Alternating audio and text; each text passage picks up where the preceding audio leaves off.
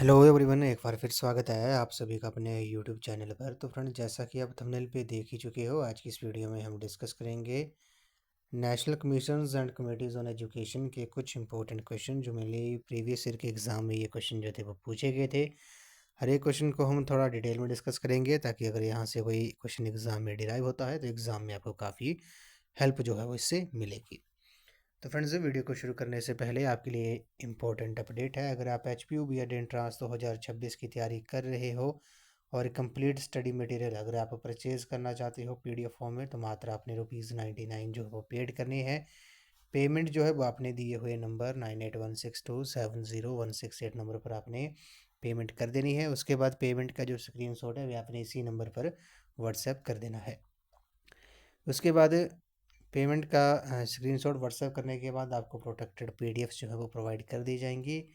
और PDF provide करने के बाद बॉयज़ और गर्ल्स को अलग अलग व्हाट्सएप ग्रुप में ऐड कर दिया जाएगा। बॉयज़ के लिए अलग व्हाट्सएप ग्रुप होगा और गर्ल्स के लिए अलग व्हाट्सएप ग्रुप होगा। और उन व्हाट्सएप ग्रुप में आपको free of cost up to date time to time important content और material H P U B Ed entrance के रिलेटेड आपको वहाँ पर प्रोवाइड कर दिया जाएगा। तो मात्र आपने ₹99 जो है पेड करने हैं। पेमेंट और पेमेंट का स्क्रीनशॉट आपने दिए हुए नंबर पर सेंड कर देना है। तो फ्रेंड्स, अगर आप H P U B Ed entrance 2026 की तैयारी कर रहे हो तो इसके लिए मैंने एक अलग से प्लेलिस्ट बनाई है जिसका जो लिंक है वो मैंने डिस्क्रिप्शन बॉक्स में दे दिया है। आप वहां पर जाकर वीडियोस देख सकते हो। वहां पर आपको सभी सेक्शंस की वीडियोस आपको देखने को मिलेंगी। तो फ्रेंड्स, वीडियो को शुरू करने से पहले बात करते हैं national commissions and committees on education की जो सेक्शन रहती है उसके जो है आपसे 20 क्वेश्चन जो है वो पूछे जाते हैं। मेनली जो एजुकेशन कमीशन जो कमेटियां और समितियां जो बनी थी शिक्षा से संबंधित, आज़ादी से पहले आज़ादी के बाद, उससे रिलेटेड जो है वो आपसे 20 क्वेश्चन जो है वो पूछे जाते हैं। तो हर एक क्वेश्चन को जो है हम इस वीडियो में डिटेल में डिस्कस करेंगे। प्रीवियस ईयर के क्वेश्चन ये मैं आपके लिए लेके आया हूँ। ये H P U B Ed entrance 2017 का जो एंट्रांस हुआ था उसमें ये क्वेश्चन पूछे गए थे। तो फ्रेंड्स, वीडियो को शुरू करते हैं। क्वेश्चन नंबर फर्स्ट है, बोला गया कि the project method was advocated by. तो परियोजना विधि का जो समर्थन था वे किया था, किसने किया था? काफ़ी इंपॉर्टेंट क्वेश्चन है। क्वेश्चन नंबर 91 का जो राइट आंसर है वे आपका ऑप्शन नंबर ए हो जाएगा। जॉन डीवे जो है इस क्वेश्चन का राइट आंसर है। The project method was advocated by John Dewey. ठीक है, ऑप्शन नंबर ए जो है इस क्वेश्चन का राइट आंसर है। परियोजना विधि का समर्थन जो था वो जॉन डीवे ने किया था। और आपने एक बात और ध्यान रखनी है, जो प्रोजेक्ट मेथड को पॉपुलर जो था वो किसने किया था? तो वो WH किलपैट्रिक ने। ठीक है, ये क्वेश्चन भी कई बार एग्जाम में आपसे एग्जाम में पूछ सकते हैं कि जो प्रोजेक्ट मेथड था उसे पॉपुलर यानी कि प्रसिद्ध जो था वो किसने किया था? तो वो WH किलपैट्रिक ने किया था। ये आपने याद रखना है। ठीक है, WH किलपैट्रिक ने जो था वो प्रोजेक्ट मेथड को जो था, परियोजना विधि को जो था वो पॉपुलर किया था, प्रसिद्ध किया था। ठीक है, और समर्थन जो था वह किसने किया था? वह जॉन डीवे ने किया था। ऑप्शन नंबर ए जो है इस क्वेश्चन का राइट आंसर है। The project method was advocated by, परियोजना विधि का समर्थन किया था किसने? जॉन डीवे ने। ऑप्शन नंबर ए जो है इस क्वेश्चन का करेक्ट आंसर हो जाएगा। अगले प्रश्न पे चलते हैं। नेक्स्ट क्वेश्चन में बोलेगा कि द टर्म नाइपा रेफर्स टू। तो नाइपा की यहाँ पे फुल फॉर्म पूछी है। नाइपा शब्द से जो अभिप्राय है, तो इसका अभिप्राय क्या होगा? वैसे मैं आपके लिए एक सेपरेट वीडियोस लेके आऊँगा जिसमें एजुकेशन से रिलेटेड जो फुल फॉर्म्स जो हैं वो पूछी जाती हैं, वो सभी मैक्सिमम इंपॉर्टेंट फुल फॉर्म्स जो है वो मैं आपके लिए लेके आऊँगा जब भी हमारी कमीशन और कमेटीज़ की जब भी नेक्स्ट वीडियोस आएगी। ठीक है, द टर्म नाइपा रेफर्स टू, तो नाइपा की जो फुल फॉर्म है वे क्या हो जाएगी? क्वेश्चन नंबर 92 का जो राइट आंसर है वे आपका ऑप्शन नंबर ए हो जाएगा। National Institute of Educational Planning and administration जो है इस क्वेश्चन का राइट आंसर है। नाइपा की जो फुल फॉर्म है वे क्या है? वे National Institute of Educational Planning and Administration है। तो ऑप्शन ए जो है इस क्वेश्चन का राइट आंसर है। उसी तरह आपसे एग्जाम में पूछ सकते हैं, न्यूपा की फुल फॉर्म भी पूछ सकते हैं। ठीक है, न्यूपा ये आपने नोट कर लेना है। न्यूपा की फुल फॉर्म भी आपने, ये भी आपसे एग्जाम में पूछ सकते हैं। तो न्यूपा की जो फुल फॉर्म होती है वे होती है आपकी national university of Educational Planning and administration. ठीक है, नाइपा में क्या है? नाइपा में आपकी इंस्टीट्यूट है और न्यूपा में जो है वो यूनिवर्सिटी है। ठीक है, तो न्यूपा की जो फुल फॉर्म होगी वो आपकी national university of Educational Planning and administration होगी। तो नाइपा की फुल फॉर्म आपकी ऑप्शन नंबर ए जो है राइट आंसर हो जाएगा। न्यूपा में क्या होगा, मात्र यू की यहाँ पे आई इंस्टीट्यूट की जगह क्या आ जाएगा, यूनिवर्सिटी आ जाएगा, ठीक है, न्यूपा में। तो ऑप्शन नंबर ए जो है इस क्वेश्चन का राइट आंसर है। नेक्स्ट क्वेश्चन पे चलते हैं। Kothari commission was appointed in. तो क्वेश्चन हमने ये भी कई बार डिस्कस किया है, कोठारी आयोग की जो नियुक्ति थी वे कब हुई थी। तो इस क्वेश्चन का जो राइट आंसर हो जाएगा, क्वेश्चन नंबर 93 का जो राइट आंसर है वो आपका ऑप्शन नंबर डी हो जाएगा। 1964 में इसे अपॉइंट किया गया था। 1966 में इसने रिपोर्ट जो थी वो अपनी सबमिट की थी। अब इसको थोड़ा हम डिटेल में डिस्कस कर लेते हैं। तो भारतीय शिक्षा कमीशन यानी कि इंडियन एजुकेशन कमीशन का जो गठन था, पहली बात आपने याद रखनी है, जो कोठारी कमीशन है, कोठारी कमीशन को इंडियन एजुकेशन कमीशन यानी कि भारतीय शिक्षा आयोग के नाम से जो है वो जाना जाता है। भारतीय शिक्षा कमीशन का जो गठन था वह भारत सरकार ने सन 1964 में किया था। कब किया था, 1964 में किया था। इस कमीशन के जो अध्यक्ष थे वे दौलत सिंह कोठारी थे, DS कोठारी थे, ये भी आपने नोट कर लेना है। दौलत सिंह इस कमीशन के अध्यक्ष थे, इसलिए इसे कोठारी कमीशन के नाम से भी जाना जाता है। और इस कमीशन का कार्य शिक्षा के राष्ट्रीय ढांचे और आम सिद्धांतों तथा नीतियों के बारे में शिक्षा के प्रत्येक स्तर और पहलू के विकास के लिए सुझाव प्रस्तुत करने थे, ठीक है। और इसने जो अपनी रिपोर्ट थी, कोठारी कमीशन ने अपनी जो रिपोर्ट थी वो सबमिट कब की थी, 29 जून 1966 को जो थी वो इस कोठारी कमीशन ने जो थी अपनी रिपोर्ट सबमिट की थी, ठीक है। अपॉइंट कब किया था, 1964 में। रिपोर्ट सबमिट कब की थी, 1966 में की थी, ये आपने याद रखना है। और इसमें एक क्वेश्चन और पूछा गया था कोठारी कमीशन से related, HPB entrance I think 21 या 22 के एग्ज़ाम में, कि जो कोठारी कमीशन था, यानी कि भारतीय शिक्षा आयोग ये भी कहा जाता है कोठारी कमीशन को। तो कोठारी कमीशन ने अपनी रिपोर्ट जब सबमिट की थी तो क्या टाइटल दिया था, तो ये आपने याद रखना है। कोठारी कमीशन ने अपनी रिपोर्ट को एजुकेशन एंड नेशनल डेवलपमेंट शीर्षक जो था वो प्रदान किया था, ये आपने याद रखना है, ठीक है। तो कोठारी कमीशन ने अपनी रिपोर्ट को एजुकेशन एंड नेशनल डेवलपमेंट शीर्षक जो था वो प्रदान किया था। तो Kothari commission was appointed in 1964 में अपॉइंट हुआ था। 1966 में इसने अपनी रिपोर्ट जो थी वो सबमिट की थी, ठीक है। तो और दौलत सिंह कोठारी जो थे इस कमीशन के अध्यक्ष थे। ऑप्शन डी इस क्वेश्चन का राइट आंसर है। अगले प्रश्न में चलते हैं। Education commission that was appointed after independence is called. आज़ादी के पश्चात नियुक्त किया गया शिक्षा आयोग जो है वो क्या कहलाता है। क्वेश्चन नंबर 94 का जो राइट आंसर हो जाएगा वह आपका ऑप्शन नंबर बी हो जाएगा। विश्वविद्यालय शिक्षा आयोग यानी कि यूनिवर्सिटी एजुकेशन कमीशन जो है इस क्वेश्चन का राइट आंसर है। तो आज़ादी के बाद जो नियुक्त हुआ किया गया जो शिक्षा आयोग है वे क्या कहलाता है, वे आपका विश्वविद्यालय शिक्षा आयोग जो है वो कहलाता है। ऑप्शन बी इस क्वेश्चन का राइट आंसर है। अब इसके बारे में थोड़ा सा हम डिटेल में डिस्कस कर लेते हैं। विश्वविद्यालय शिक्षा आयोग यानी कि यूनिवर्सिटी एजुकेशन कमीशन के बारे में बात कर लेते हैं। तो इस आयोग के जो अध्यक्ष थे, ठीक है, इस कमीशन के जो अध्यक्ष थे वे कौन थे, वे डॉक्टर सर्वपल्ली राधाकृष्णन जी थे, जो कि हमारे स्वतंत्र भारत के पहले उपराष्ट्रपति और दूसरे राष्ट्रपति थे, ठीक है। तो विश्वविद्यालय शिक्षा आयोग यानी कि इंडियन यूनिवर्सिटी एजुकेशन कमीशन के जो अध्यक्ष थे वे कौन थे, डॉक्टर सर्वपल्ली राधाकृष्णन जी थे।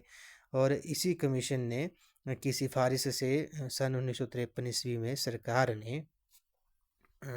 ने यूनिवर्सिटी ग्रांट कमीशन यानी कि UGC की जो थी वो स्थापना की थी, ठीक है। और इसका उद्देश्य उच्चतर शिक्षा के हायर एजुकेशन के स्तर को निश्चित करना तथा विकास के लिए बनाई गई नई योजनाओं को क्रियान्वित करने के लिए विश्वविद्यालय को जो था वो अनुदान देना था, ठीक है, इसका जो यूनिवर्सिटी एजुकेशन कमीशन था। और मेनली जो था इस कमीशन ने हायर एजुकेशन का जो उद्देश्य था, ठीक है, विद्यार्थी के व्यक्तित्व का चहुमुखी विकास करना जो था वो बताया था यूनिवर्सिटी एजुकेशन कमीशन ने, विश्वविद्यालय शिक्षा आयोग ने, ठीक है, ये आपने याद रखना है। और इसके आयोग के जो अध्यक्ष थे वे कौन थे, वे डॉक्टर सर्वपल्ली राधाकृष्णन जी थे। अगले प्रश्न चलते हैं। Lord Macaulay was in favour of. Lord Macaulay हक में थे, किसके हक में थे, ये क्वेश्चन हमने पहले भी कई बार हमने डिस्कस किया है कि जब भी आपको लॉर्ड मैकॉले दिख जाए क्वेश्चन में ऑप्शन में तो वह किसके किसके पक्ष में थे? इस क्वेश्चन का जो राइट आंसर हो जाएगा वह आपका ऑप्शन नंबर बी हो जाएगा, अंग्रेजी माध्यम द्वारा शिक्षा के, यानी कि एजुकेशन थ्रू इंग्लिश मीडियम जो है इस क्वेश्चन का राइट आंसर है। Lord Macaulay was in favour of education through English medium. अब लॉर्ड मैकॉले का जो विचार था अभी कब आया था? अभी 1835 में आया था। पहले तो ये भी आपने नोट कर लेना है, ठीक है। लॉर्ड मैकॉले का विचार जो था 1835 में आया था। लॉर्ड मैकॉले जो थे वो भारतीयों की, इंडियंस की एक ऐसी कैटेगरी बनाना चाहते थे, एक ऐसी श्रेणी जो थे वो बनाना चाहते थे जो खून और रंग में भारतीय हो, ठीक है, जो खून और रंग में भारतीय हो, परंतु उनकी रुचि यानी कि उनका इंटरेस्ट, विचार, आइडिया हो गया, नैतिक रूप में मोरल रूप हो गया, और सूझ से अंग्रेज हो या अंग्रेजों जैसे हो, ठीक है, ये आपने याद रखना है। लॉर्ड मैकॉले जो थे वो भारतीयों की, इंडियंस की एक ऐसी कैटेगरी बनाना चाहते थे, एक ऐसी श्रेणी बनाना चाहते थे जो खून और रंग में भारतीय परंतु रुचि, विचार, नैतिक रूप से तथा सूझ से अंग्रेज हो या अंग्रेजों जैसे हो। लॉर्ड विलियम बेंटिक इस तथ्य के पक्ष में था कि ब्रिटिश सरकार का मुख्य मकसद यूरोपियन सभ्यता फैलाना हेतु शिक्षा को अंग्रेजी माध्यम से शुरू करना तथा उसी समय में विज्ञान का विकास करना होगा। ऐसा लॉर्ड विलियम बेंटिक जो था इसके इस तथ्य के, इस फैक्ट के पक्ष में था, ठीक है। और लॉर्ड मैकॉले के विचार को प्रायोगिक रूप देने के लिए, यानी कि प्रैक्टिकल रूप देने के लिए कुछ स्कूल बनाए गए जहां भारतीय लोगों को यूरोपियन साहित्य यानी कि यूरोपियन लिटरेचर और साइंस जो था वो पढ़ाया जाता था। राजा राम मोहन राय ने इस प्रकार की शिक्षा में गहरी रुचि दिखाई थी ताकि भारतीय प्रशासन को और अच्छी तरह से समझ सके, ये आपने याद रखना है। 1852 तक 1852 तक भारत में 32 मान्यता प्राप्त माध्यमिक स्कूल जो थे वो बन चुके थे। और लॉर्ड मैकॉले द्वारा प्रतिपादित जो एजुकेशन सिस्टम था, शिक्षा प्रणाली था, उसका जो मुख्य लक्ष्य था वह भारतीयों को सरकारी नौकरी के लिए क्लर्क तैयार करना था, ठीक है, ये भी आपने याद रखना है। अगले प्रश्न चलते हैं। Mudaliar commission was appointed in, तो मुदालियर कमीशन जो था उसे अपॉइंट कब किया गया था? मुदालियर आयोग की जो नियुक्ति थी वे कब की गई थी? क्वेश्चन नंबर 96 का जो राइट आंसर है वे आपका ऑप्शन नंबर ए हो जाएगा। 1952-53 जो है इस क्वेश्चन का राइट आंसर है। मुदालियर कमीशन आयोग की जो नियुक्ति थी वे कब हुई थी? 1952-1953 में। जो मुदालियर कमीशन है, ठीक है, मुदालियर आयोग था, इसे सेकेंडरी एजुकेशन कमीशन, ठीक है, यानी कि माध्यमिक शिक्षा आयोग के नाम से भी जाना जाता है। पहले तो आपने ये भी नोट कर लेना है कि मुदालियर कमीशन को जो था, मुदालियर आयोग जो था उसे और किस नाम से जाना जाता था? तो मुदालियर शिक्षा आयोग को जो था वो, मुदालियर शिक्षा आयोग को जो था वो सेकेंडरी एजुकेशन कमीशन यानी कि माध्यमिक शिक्षा आयोग के नाम से जाना जाता था। इसके बारे में थोड़ा सा हम डिटेल में डिस्कस कर लेते हैं। भारत सरकार ने 1952 में 1952 में सेकेंडरी शिक्षा आयोग यानी कि मुदालियर कमीशन का जो था, मुदालियर आयोग का जो था वो गठन किया था। और इस आयोग के जो अध्यक्ष थे वे डॉक्टर ए लक्ष्मण स्वामी मुदालियर थे। कौन थे? मुदालियर कमीशन के जो अध्यक्ष थे वे कौन थे? वे डॉक्टर ए लक्ष्मण स्वामी मुदालियर थे, जो कि मद्रास विश्वविद्यालय, मद्रास यूनिवर्सिटी के जो थे वो वाइस चांसलर थे, ठीक है, ये आपने याद रखना है। और मुदालियर आयोग ने, मुदालियर कमीशन ने माध्यमिक शिक्षा के ढांचे के रूप में 8+3+3 प्रणाली को अपनाए जाने का जो था वो सुझाव दिया था, ये आपने नोट कर लेना है। एग्ज़ाम में आपसे पूछ सकते हैं कि किस आयोग ने, किस कमीशन ने 8+3+3 का प्रणाली को अपनाए जाने का सुझाव दिया था, ठीक है, माध्यमिक शिक्षा के ढांचे के रूप में? तो वे मुदालियर कमीशन यानी कि सेकेंडरी एजुकेशन कमीशन ने इसका सुझाव दिया था, ये आपने याद रखना है। और जो ये मुदालियर कमीशन था इसने 1953 में 1953 में अपनी रिपोर्ट प्रस्तुत की थी। और इस मुदालियर कमीशन ने जो सुझाव दिए थे, ठीक है, 1952 में ये अपॉइंट हुआ था, 1953 में इसने अपनी रिपोर्ट सबमिट की थी। और इसने जब रिपोर्ट अपनी प्रस्तुत की थी, रिपोर्ट अपनी सबमिट की थी, तब इसने कुछ सुझाव दिए थे। कौन कौन से सुझाव दिए थे? उन्होंने दिया था त्रिभाषा फार्मूला यानी कि, ठीक है, 3 लैंग्वेज का फार्मूला दिया था। उसके बाद उच्च माध्यमिक प्रणाली को संस्थापन हो गया। उसी तरह इमारत और उपकरणों में सुधार, परीक्षा प्रणाली में सुधार, पाठ्य पुस्तक में सुधार हो, शिक्षण विधियों में सुधार हो, विविधता उत्पन्न करने वाले कोर्स का भी सुझाव दिया था इसने, मुदालियर कमीशन ने, सेकेंडरी एजुकेशन कमीशन ने, ठीक है, ये आपने याद रखना है। तो ये क्वेश्चन भी कई बार एग्जाम में पूछ लिया जाता है कि मुदालिर कमीशन को और किस नाम से जाना जाता है, तो वे माध्यमिक शिक्षा आयोग या फिर सेकेंडरी एजुकेशन कमीशन के नाम से जाना जाता है। तो ऑप्शन नंबर ए जो है इस क्वेश्चन का राइट आंसर है। अगले प्रश्न चलते हैं, किस संस्था का शिक्षा पर सबसे अधिक नियंत्रण होता है, विच institution has maximum control over education. तो क्वेश्चन नंबर 97 का जो राइट आंसर होगा अभी आपका ऑप्शन नंबर बी हो जाएगा। राज्य यानी कि स्टेट का जो है वो वे मैक्सिमम कंट्रोल होता है एजुकेशन के ऊपर, ठीक है। ऑप्शन नंबर बी इस क्वेश्चन का राइट आंसर है, क्योंकि जो एजुकेशन है वे हमारी कनकरेंट लिस्ट में है, संविधान के हमारे कनकरेंट यानी कि समवर्ती सूची में है, ठीक है, समवर्ती सूची में है ये। तो इसमें राज्य और केंद्र का जो है वो पावर जो है, इसमें कुछ भी शिक्षा में ऐड करना, मैंडेट करना, ठीक है, वो दोनों की पावर जो है वो बराबर है, इक्वल है, ठीक है। तो किस संस्था का शिक्षा पर सबसे अधिक नियंत्रण होता है, तो वह राज्य का होता है। और आपने एक बात और ध्यान देनी है कि एजुकेशन जो है, शिक्षा जो है वो हमारे संविधान की समवर्ती सूची में शामिल है, ठीक है। ये क्वेश्चन भी आपसे एग्जाम में पूछ सकते हैं। क्वेश्चन नंबर 98 पे चलते हैं। क्वेश्चन नंबर 98 में बोला गया कि actual name of Kothari commission is, तो कोठारी आयोग का जो असली नाम था वे क्या था, तो ये आपको पता है। कोठारी आयोग का जो असली नाम था वे था आपका भारतीय शिक्षा आयोग यानी कि education commission. Option number A जो है इस क्वेश्चन का राइट आंसर है। 1964 में इसे अपॉइंट किया गया था। दौलत सिंह कोठारी इस कमीशन के अध्यक्ष थे और 29 जून 1966 को जो थी इसने अपनी रिपोर्ट जो थी वो सबमिट की थी, ये आपने याद रखना है। तो एक्चुअल नेम जो था वो कोठारी कमीशन का वे क्या था, वे शिक्षा आयोग था, भारतीय शिक्षा आयोग था। और इस कमीशन के जो अध्यक्ष थे वे दौलत सिंह कोठारी थे। और इस कमीशन ने अपनी जो रिपोर्ट थी वह education and national development title जो था इसे दिया था, ठीक है, अपनी रिपोर्ट को। अगले प्रश्न चलते हैं। The report of Wardha scheme was published in, तो वर्धा योजना की जो रिपोर्ट थी वो प्रकाशित हुई थी, कब हुई थी। क्वेश्चन नंबर 99 का जो राइट आंसर है आपका ऑप्शन नंबर सी है। 1938 में जो वर्धा स्कीम की जो रिपोर्ट थी वो 1938 में प्रकाशित हुई थी। क्वेश्चन नंबर 100 पे चलते हैं। The university created by Sandler commission is, तो सैंडलर आयोग द्वारा गठित किया गया जो विश्वविद्यालय था वे कौन सा था। क्वेश्चन नंबर 100 का जो राइट आंसर है आपका ऑप्शन नंबर ए है। आगरा यूनिवर्सिटी जो है, आगरा विश्वविद्यालय जो है वो यूनिवर्सिटी जो थी वो क्रिएटेड की गई थी किसके द्वारा, वे सैंडलर कमीशन के द्वारा। अब सैंडलर कमीशन के बारे में थोड़ा सी बात कर लेते हैं हम। जो सैंडलर कमीशन था, इस कमीशन को कलकत्ता यूनिवर्सिटी कमीशन के नाम से भी जाना जाता है। पहली बात तो आपने ये नोट कर लेनी है कि सैंडलर कमीशन को और किस नाम से जाना जाता है, तो कलकत्ता यूनिवर्सिटी कमीशन के नाम से इसे जाना जाता है। और ये कमीशन माइकल सैंडलर की अध्यक्षता में 1917 में जो था वो नियुक्त किया गया था, ठीक है, ये आपने याद रखना है। तो सैंडलर आयोग जो था, कमीशन जो था, इसका गठन कब हुआ था, वर्ष 1917 में हुआ था, वर्ष 1917 में हुआ था। 1919 में जो थी इसने अपनी रिपोर्ट जो थी वो सबमिट की थी, ठीक है। 1917 में इसका गठन किया गया था, 1919 में इसने अपनी रिपोर्ट सबमिट की थी।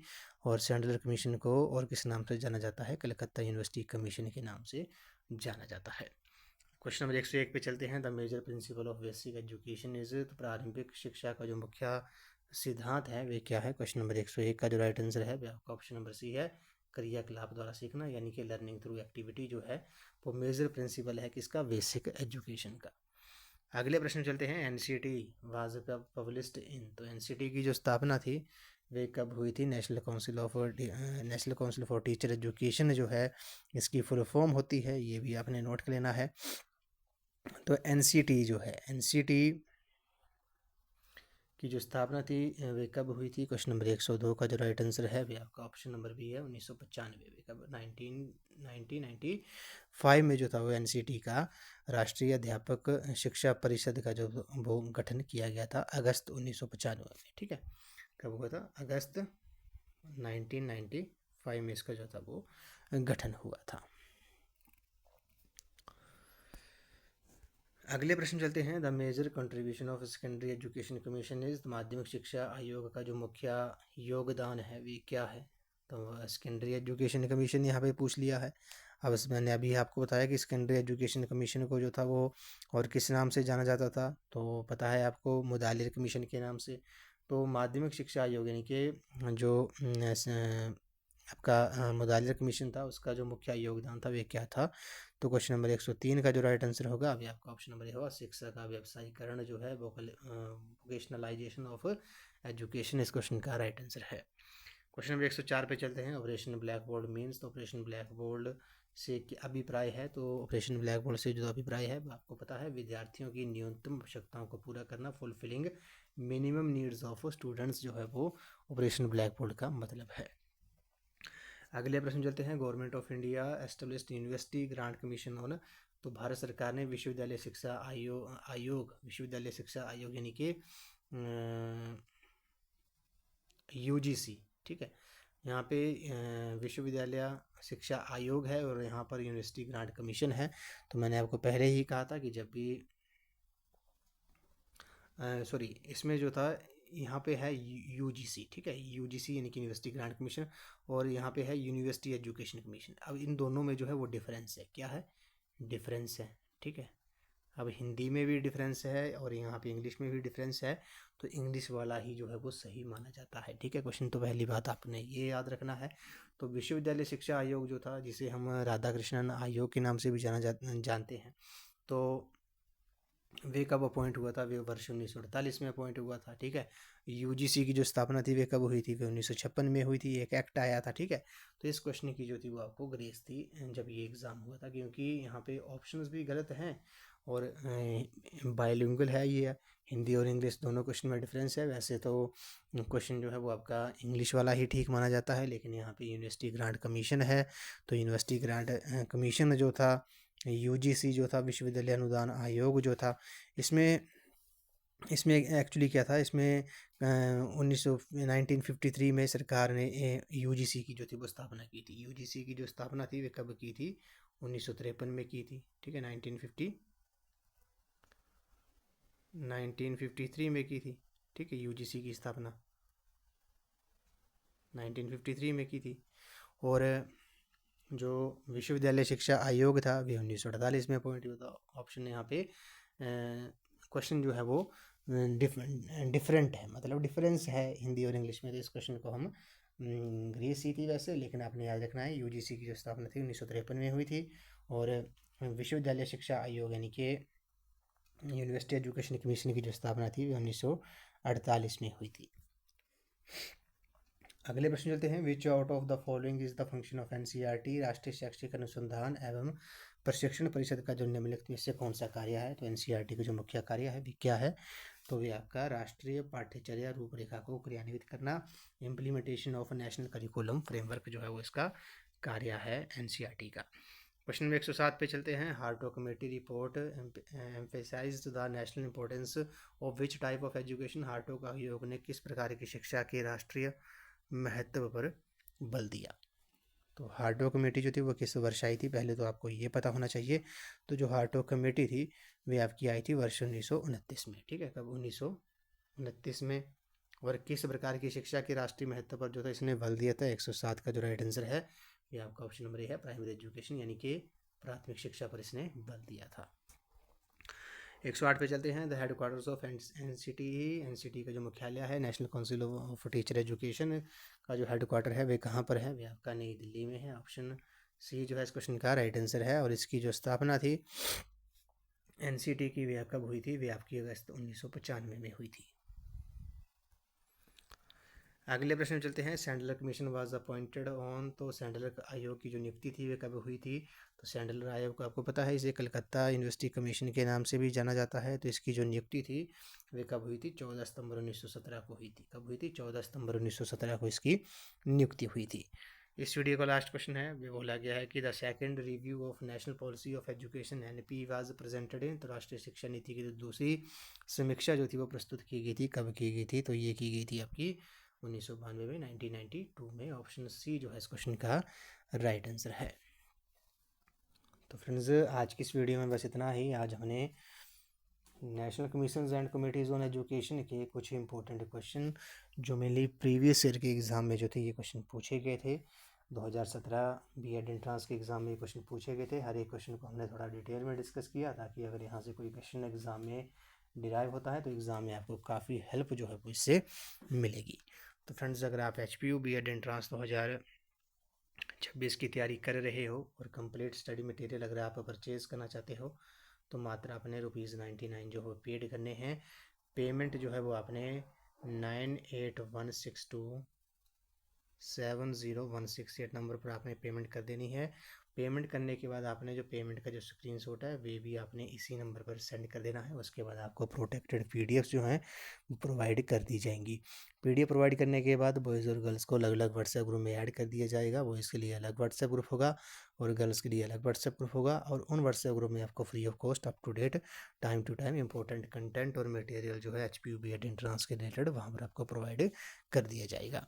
तो मात्र आपने ₹99 जो है पेड करने हैं। पेमेंट और पेमेंट का स्क्रीनशॉट आपने दिए हुए नंबर पर सेंड कर देना है। तो आज की इस वीडियो में बस इतना ही। आई होप आपको ये वीडियो पसंद आई होगी। तो वीडियो को लाइक शेयर एंड कमेंट जरूर कर दें और चैनल को सब्सक्राइब भी जरूर कर दें। तो थैंक यू फ्रेंड्स।